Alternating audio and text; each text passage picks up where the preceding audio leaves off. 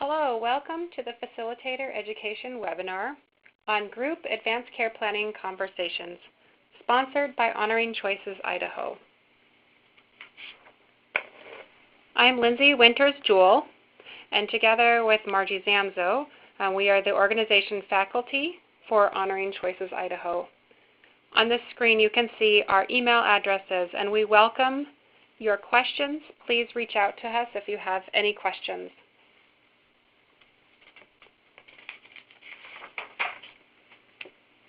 So we are building a library of webinars to support facilitators' ongoing learning. The content is recorded and made available on our website under the For Professionals tab that you can see with that arrow. We also welcome requests for future webinar topics. Please feel free to email me if you have some specific questions or ideas. So today's objectives are to learn how to promote advanced care planning conversations in a group. We'll also be identifying the role of a facilitator when providing group conversations. And the final objective is to learn how to use and adapt the Honoring Choices Idaho Group Advanced Care Planning Conversation Guide. So the guides, they have been made available. You should have a copy of our conversation guides for groups that you received at your facilitator training. If you don't have that, please reach out to me. I'm happy to email those to you. We also have group advanced care planning PowerPoints available. I can email that template to you as well. Today's webinar will be not focused on the PowerPoint. It will be just focused on how to use this group conversation guide. So you may be wondering how to promote group advanced care planning conversations. So one great way is to create a poster of an upcoming event. So here are two examples that we have. Again, we have these templates. If you don't have access to them or don't know where they exist, let me know. I'm happy to help you find these templates. So here's an example of a poster for an upcoming Lunch and Learn, or an example from St. Alphonsus with the list of all of their upcoming group opportunities for the whole year. I've also found that, particularly with employer groups, sending out information via an email is really helpful. So in that email you can provide an introduction about what that group advanced care planning conversation is all about, the class location and date information, and then you could also include a link for the Honoring Choices Idaho video to help set the framework for what this conversation will entail.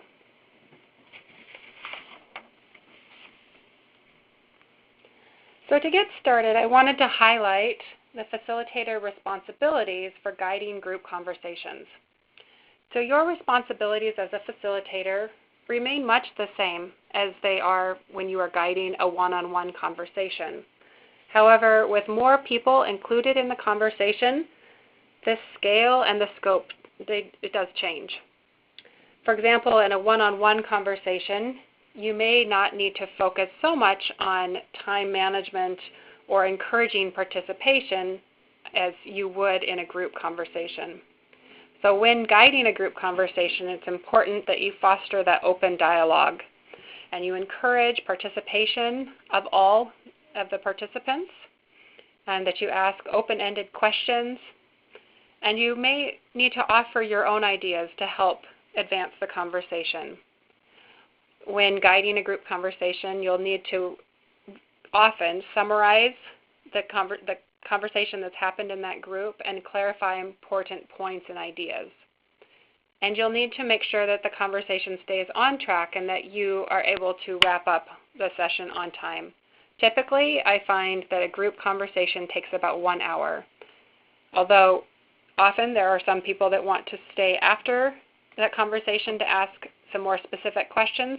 So padding with about a half an hour padding time after that hour is very helpful.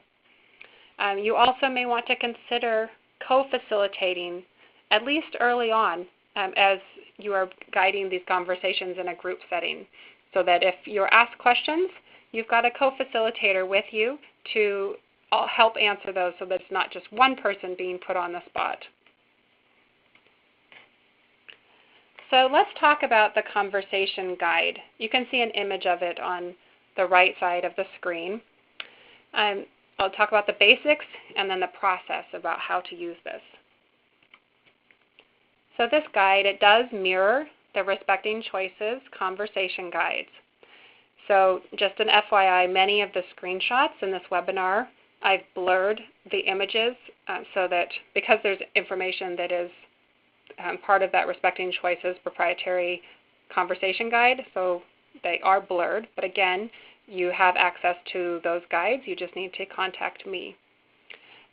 We've adapted the conversation guides to fit the group dynamic, and you may want to integrate some of your own examples to help promote learning. And also note that throughout there are some optional suggestions. Of course, you may want to use those when you guide a group, or you may not. When guiding a group conversation, the process that we use is we complete using the first page of this guided group conversation guide, kind of set the tone of the class, and talk about some of those overarching principles, and I will talk about this in a bit in greater detail. And then we distribute the advanced directive so that in that conversation, all of your participants actually have an advanced directive in front of them that they can follow along with and they can take notes on. So let's look at the first page of the conversation guide. So this is where we've got the welcome and introductions. So often, if it's available, if you have the technology, audio, TV available, then it's really helpful to start with the Honoring Choices Idaho video. So this is available on the very first page that you go to on our website, on our homepage. You can find the Honoring Choices Idaho video. It's a 3-minute video, and it really helps set the tone and the framework for the conversation that you'll have.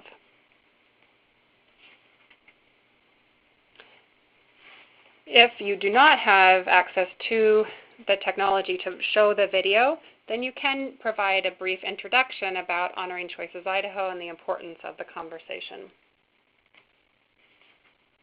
And then it's time that you'd want to clarify some terms, so ensuring that everyone's using the same language. So talking about what's the difference between advanced care planning, being that process, and the advanced directive as the document. And then I talk about how the advanced directive contains 2 parts, the who of the durable power of attorney for healthcare, and the what, or the living will. And I find that breaking it down into those 2 components of who and what is very helpful early on when guiding a group conversation.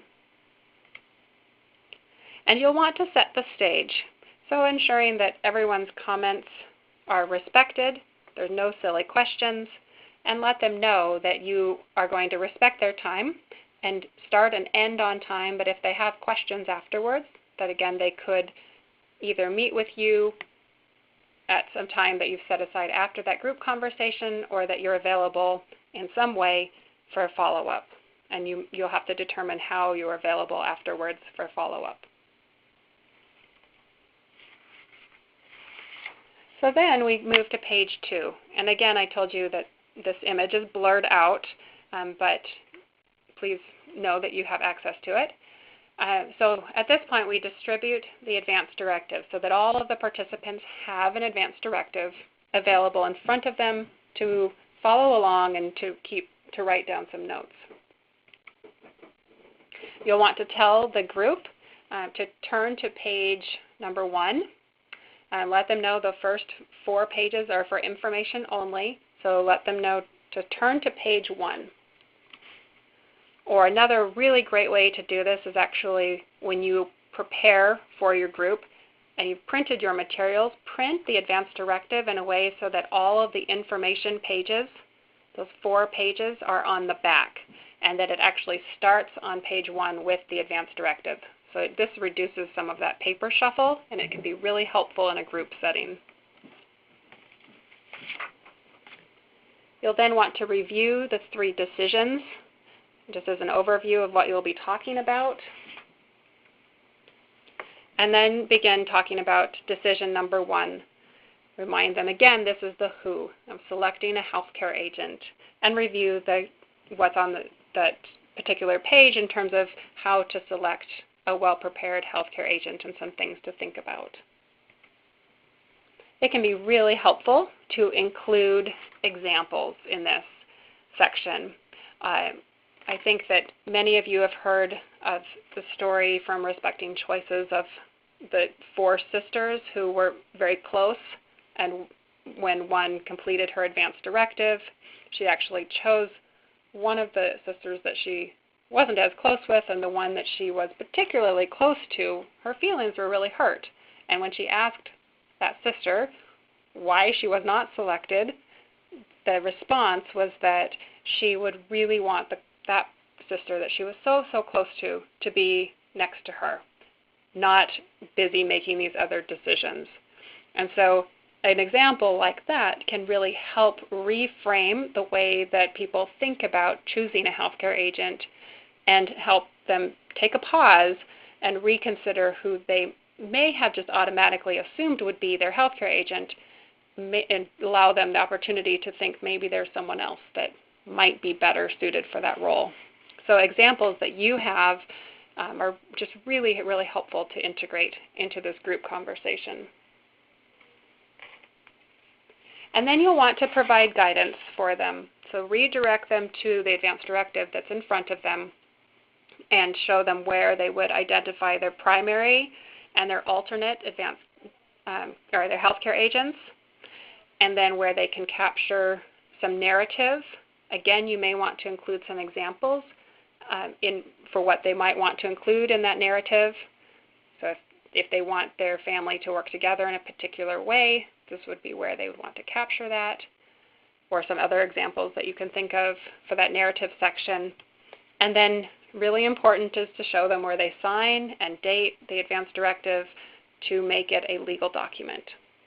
This is also a great place to weave in information that they do not need a witness or a notary in the state of Idaho. They just need to sign and date their advance directive. So then we begin the next section, turn the page in our guide to decision number 2, where you help them explore values and preferences and goals. So you'll let them know to turn to page 3 in their advance directive, and let the participants know this is where the living will begins, or the what. When exploring and asking participants to share experiences that they've had with someone who's been very ill or injured and unable to communicate for themselves, it's helpful to be honest, particularly if you have a group that they may not know one another, just be honest and transparent that it can be hard to share those experiences, but you're looking for a brave soul to share with the group so that everyone can learn from one another. And I have yet to ever be in a situation where no one wants to share. There is always someone, and it really helps to just be honest that you're looking for someone to be brave and share that story. Then you'll begin the Living Well section. The same questions as are on the conversation guides that you've used for one-on-one conversations. Again, asking those participants to help be brave and share their perspective of living well.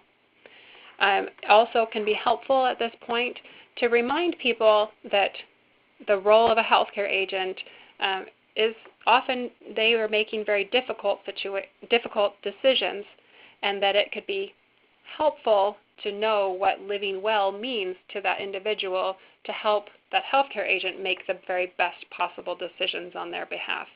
So helping make that connection between why we're talking about living well and how it could help the healthcare agent.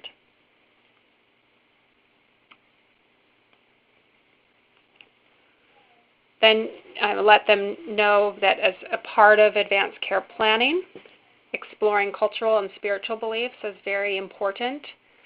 I don't recommend having this as part of that group conversation. It's not necessarily a time for sharing their particular cultural or spiritual beliefs, but an awareness that this is an important part of good advanced care planning, and if they have questions, to ensure that they follow up with the right spiritual or cultural leader in their life to answer those questions as part of their process of advanced care planning.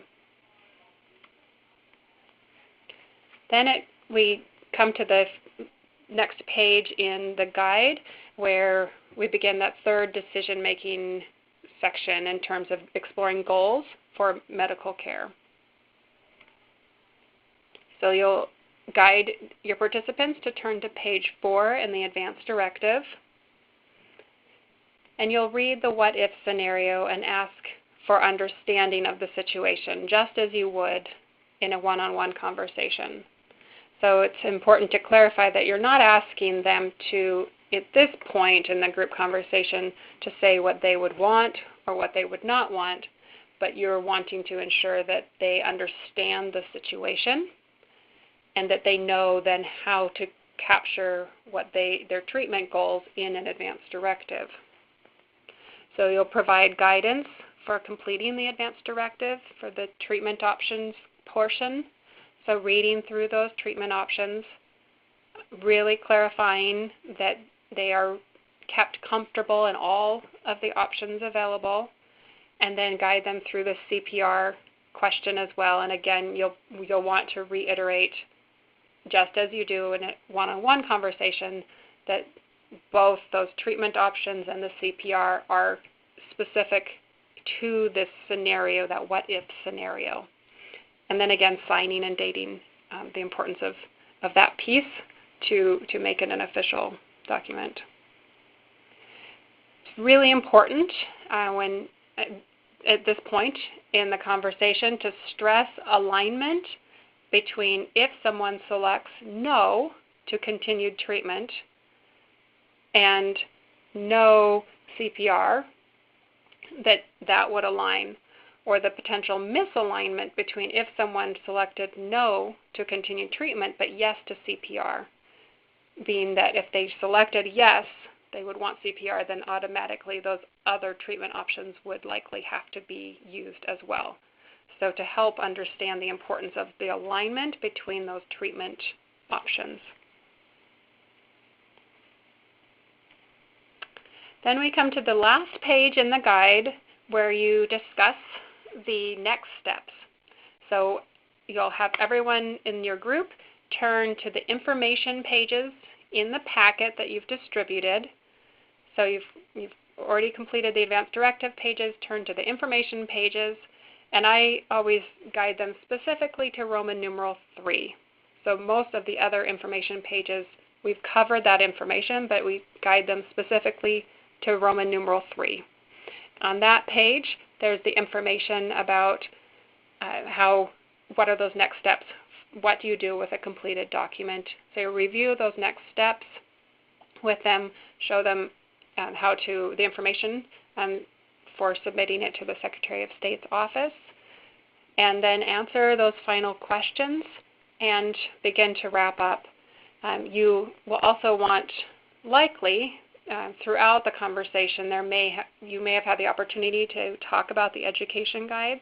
So this is another chance to refer them to those education guides for further information. And you may have those in print at that group conversation, or you might need to refer them to the Honoring Choices Idaho website. So thank you. That concludes the webinar about group conversations. I do welcome your questions and feedback. And again, if you have requests for future webinars, I'd love to hear about those requests. Thank you.